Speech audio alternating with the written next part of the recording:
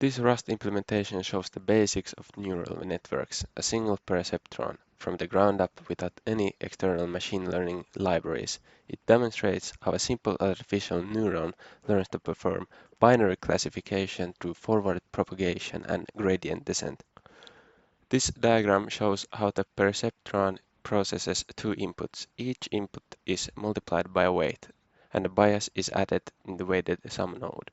Inputs are multiplied by weights to determine their relative importance for the prediction.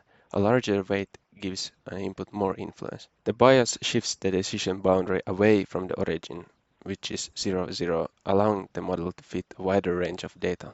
The sum creates a linear combination of the inputs, which would by itself only form a straight line decision boundary.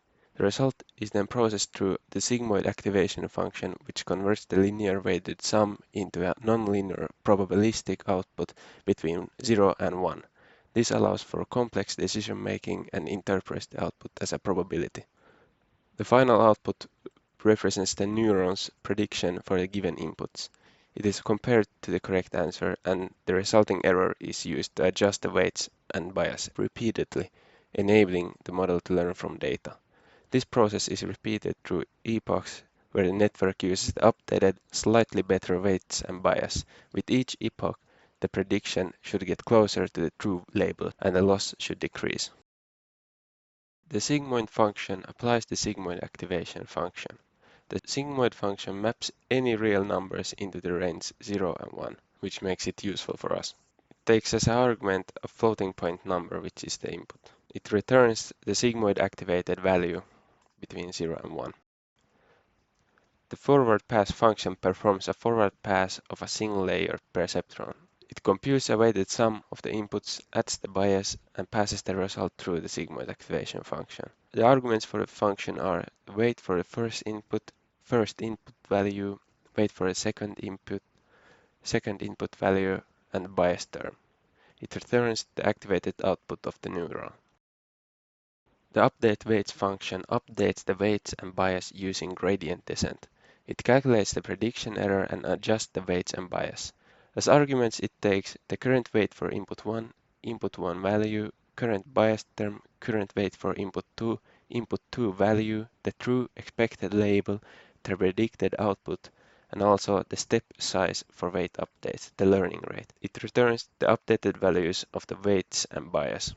The initialize weights function randomly initializes weights and bias in the range minus 0.5 and 0.5. This ensures that the perceptron starts with a non-zero parameters, preventing symmetry issues during training. It returns the random values. The train function trains the perceptron using the given dataset. The training process consists of multiple epochs where each input sample is fed forward, and the weights biases are updated using gradient descent.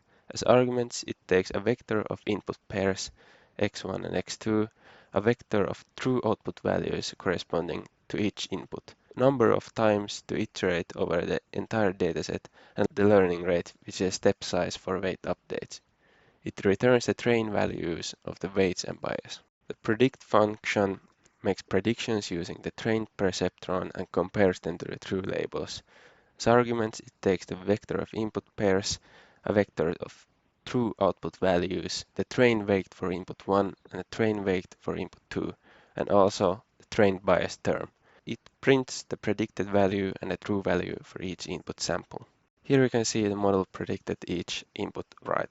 Now that you have the basics, there are some further development you could do. You could test how the learning rate and epochs change the result, and after that try to alter this for it to learn OR operations.